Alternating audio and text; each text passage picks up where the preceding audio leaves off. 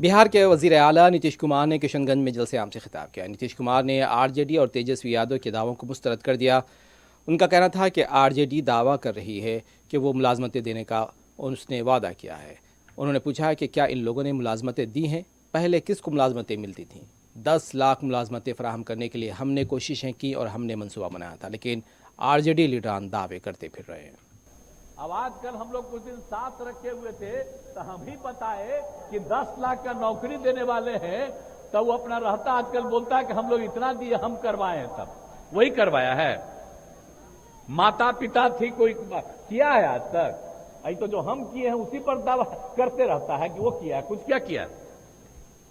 सारा काम हम लोगों ने तय किया। और शिक्षकों की बहाली का भी था, तो यहां पर जो बैठे हुए आपके मंत्री जी हैं उसी समय तय करके शुरू हो गया था। अब बाद में वो कहा कि हमको दे दीजिए, तो शिक्षा मंत्री दे दिए।